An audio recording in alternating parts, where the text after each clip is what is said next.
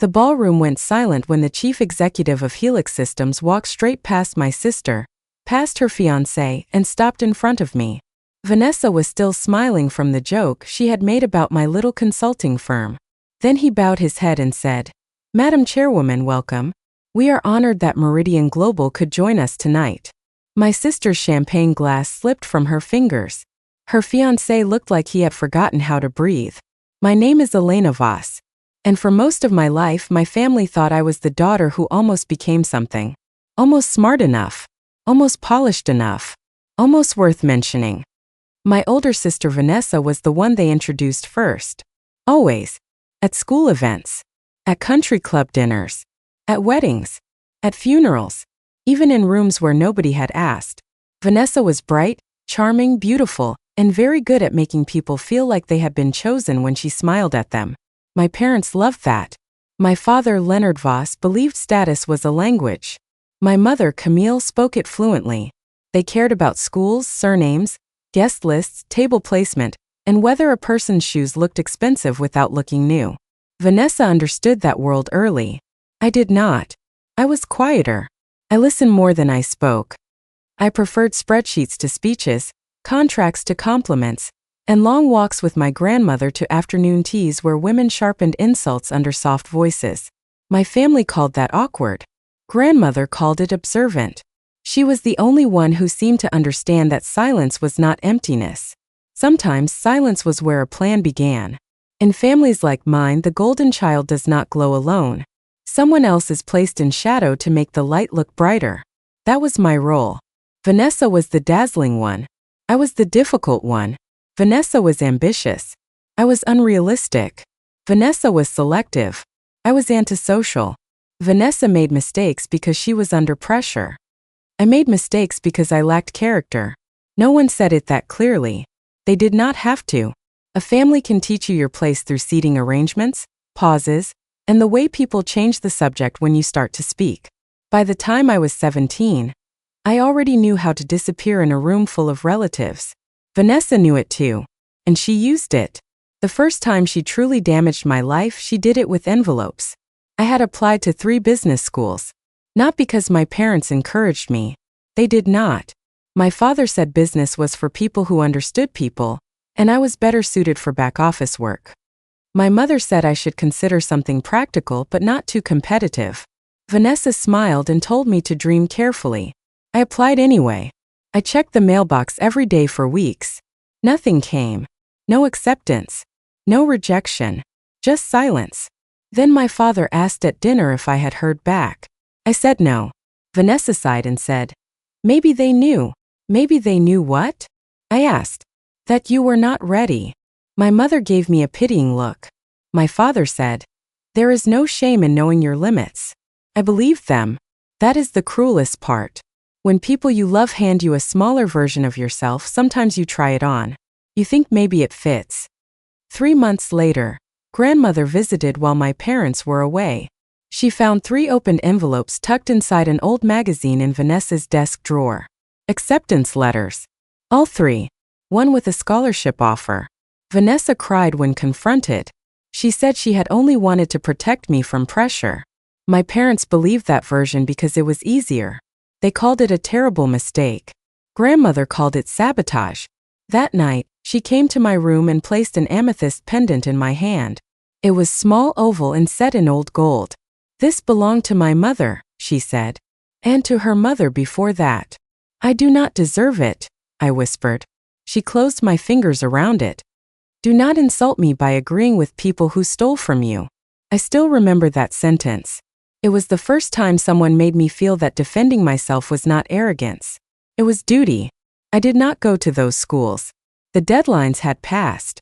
The scholarship was gone. My parents wanted the entire subject buried.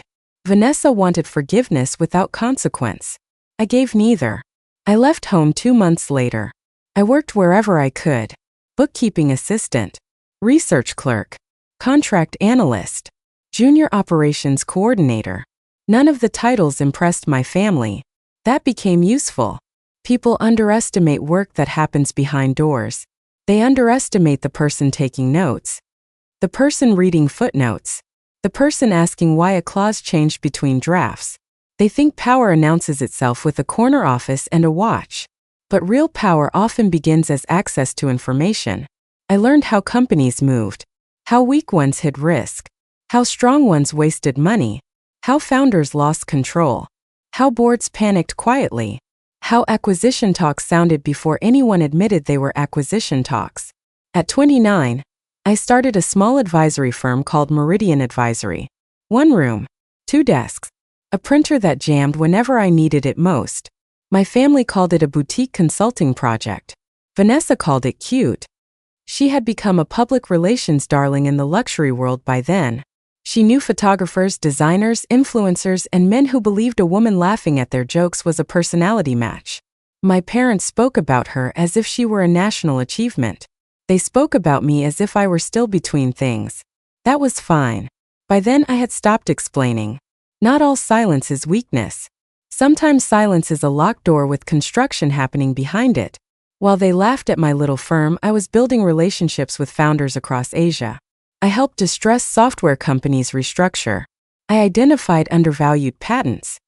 I negotiated minority positions with voting rights. I worked with legal counsel, regulatory advisors, and investment partners who understood that patient money can move more quietly than arrogant money. Meridian Advisory became Meridian Capital, then Meridian Global Holdings. The name changed only when it had to. I preferred boring names. Boring names make careless people talk freely. One company kept appearing in our analysis. Helix Systems, a fast-growing enterprise technology firm with strong products, weak governance, and leadership too impressed with itself to notice the cracks. They had data security issues, internal conflict, overvalued partnerships, a board that wanted expansion but feared scandal. My team began acquiring positions through fully compliant holding structures. Not secretly in the illegal sense, quietly in the strategic sense. There is a difference. Our filings were made. Our counsel reviewed everything. The board knew a serious investor group was building influence. They did not know at first that I was the woman behind it. That suited me. Being underestimated is painful when you are a child.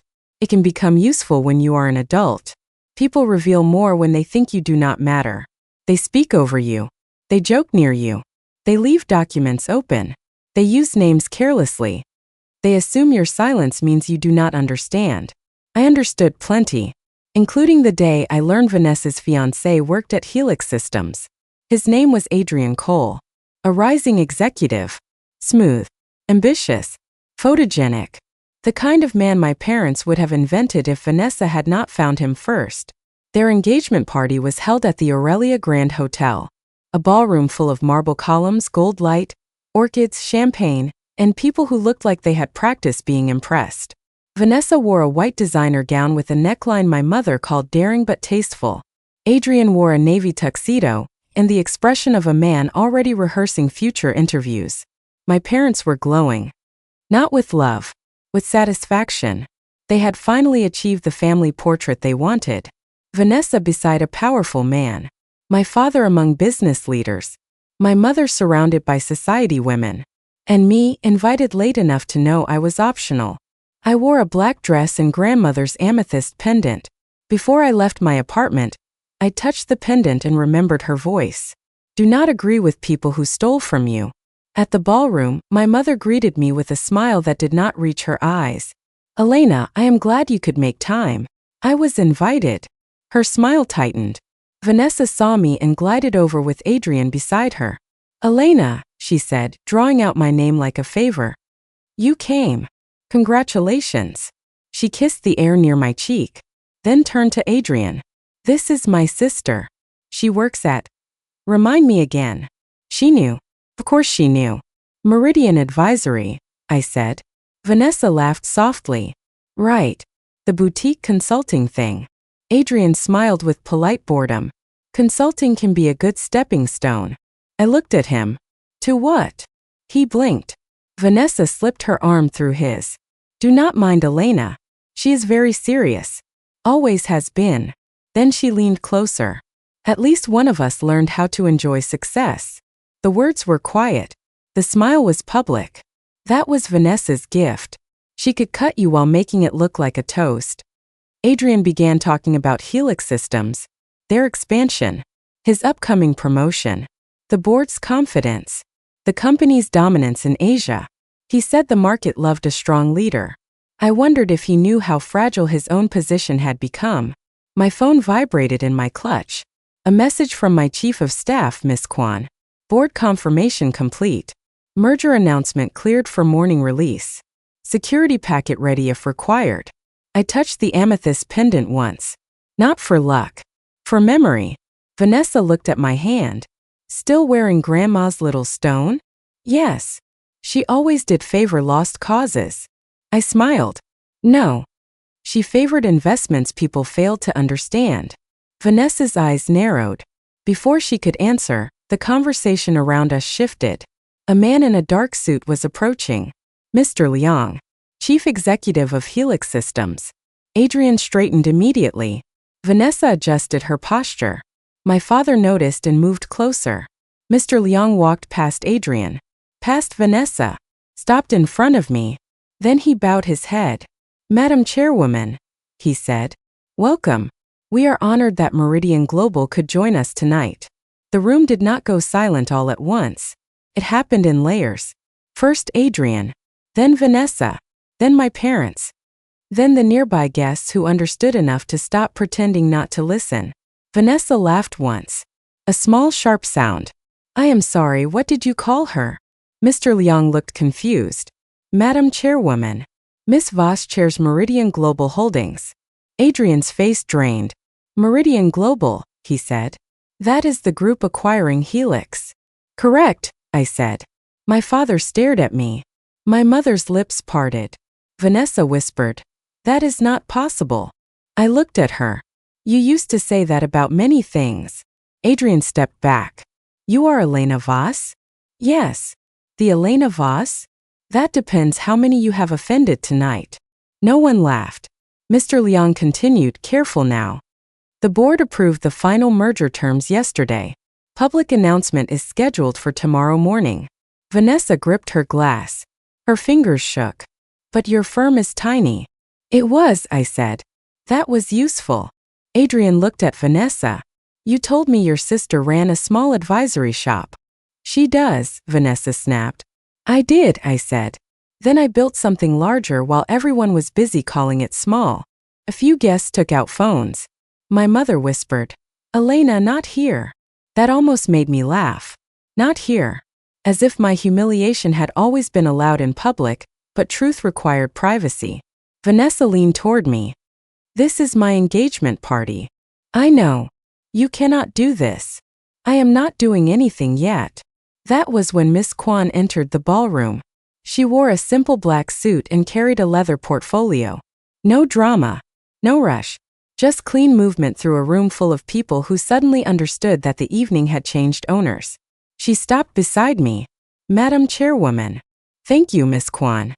Vanessa flinched at the title. Adrian stared at the portfolio. Mr. Liang's expression tightened. He already knew some of what was inside. Not all. That was intentional. I looked at Adrian. Helix has a security issue. He swallowed. This is not the place. Strange, I said. You were comfortable discussing Helix's dominance here 5 minutes ago.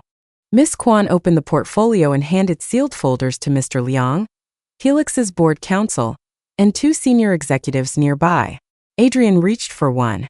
Miss Kwan did not give it to him. His hand dropped. Vanessa hissed. What is this? The part of the evening where facts stop being decorative, I said. The folders contained access logs, visitor records, restricted floor entries, internal document downloads, email metadata, photographs from Helix's late-night executive entrance, evidence that Adrian had accessed files outside his authorized project scope, evidence that Vanessa had entered restricted areas during visits logged under social access, evidence that confidential product information had reached an outside luxury commerce partner connected to Vanessa's client network. Not enough for a ballroom trial. Enough for immediate suspension. Enough for counsel. Enough for the board to stop smiling. Vanessa's voice cracked. You are ruining everything. No, I said. I am revealing what was already there. People like Vanessa often confuse exposure with harm. They think the person who opens the curtain created the mess behind it. But truth does not destroy a clean room. It only turns on the light. If Adrian had not crossed lines, the folders would have been empty. If Vanessa had not used access she never should have had, the logs would mean nothing. If my family had not spent years calling me a failure, Mr. Liang's greeting would have been ordinary. The scandal was not born tonight. It was only introduced. Adrian opened his mouth, then closed it. For a man who loved presentations, he had very little to say without preparation. Mr. Liang turned to him. You will cooperate with internal counsel immediately. Adrian whispered. This is a misunderstanding. Board counsel looked at the folder. It appears to be several. Vanessa turned to our parents. Say something. My father looked at me as if he had never seen my face clearly before. My mother covered her mouth. Maybe with shock. Maybe shame. Maybe calculation. I no longer needed to know. Vanessa pointed at me. She did this because she hates me. I shook my head. I did not build a holding company because I hate you, Vanessa. You were never that important to the plan. That hurt her more than anger would have. She wanted to be the center, even of my revenge. But she was not. She was a chapter, not the book. My father finally spoke. Elena, why did you never tell us? I looked at him. I did. Years ago. You preferred Vanessa's version. His face changed. The old letters were there between us. The stolen acceptances. The scholarship. The lie they had chosen because it protected the daughter they understood. My mother's eyes filled. We thought you had lost your way. No, I said. You stopped looking. The ballroom screens were supposed to show childhood photos of Vanessa and Adrian. Instead, at Mr. Liang's instruction, the hotel technicians cut the slideshow. That saved them from worse humiliation. The announcement would wait until morning. The internal review would not. Adrian was escorted to a private room with counsel.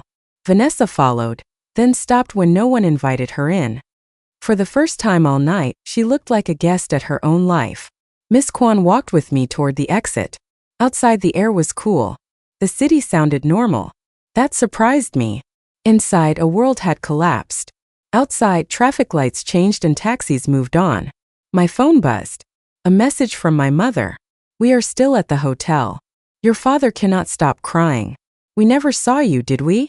Behind Stella's light, you built an empire. She had typed Stella, not Vanessa. A mistake from panic. Or memory. I did not correct it. Miss Kwan opened the car door. Vanessa is asking to speak with you. I looked back at the hotel entrance. For years I had imagined that moment. Vanessa wanting my attention. Vanessa needing my answer. Vanessa standing outside a door I controlled. I expected triumph. Instead I felt tired. Not weak. Just done. Tell her my schedule is full, I said. Miss Kwan nodded. Then I added. And if she is serious about rebuilding her life, she can begin by telling the truth to counsel. I got into the car. As we pulled away, I touched the amethyst pendant again. Grandmother had not lived to see Meridian Global. She had not seen the board votes, the acquisitions, the quiet rooms where men twice my age learned to stop interrupting me. But she had seen the beginning. The girl with stolen letters. The girl told to accept a smaller life. The girl who almost believed them. She had given me a stone and a sentence. That had been enough. Tomorrow would bring headlines. Merger analysis. Damage control. Suspensions. Legal review. My parents would ask for a conversation. Vanessa would ask for mercy. Adrian would ask for context. Everyone would ask for something. But that night, for a few minutes in the back of the car, I gave myself silence. Not the silence they once forced on me. My own silence. The kind that belongs to someone who no longer needs to explain her value to people committed to misunderstanding it. True success is not humiliating those who doubted you. It is building something real while they are still laughing. It is learning that being underestimated can be information. It is refusing to let someone else's blindness become your mirror. My sister spent years trying to keep me in shadow. She forgot one thing. Shadows move when the light changes. And by the time she looked for me there, I already owned the room. Disclaimer. This video is created for the sole purpose of entertainment. All situations, characters, and stories in this video are fictional and are built entirely using artificial intelligence technology. We hope you have a relaxing time.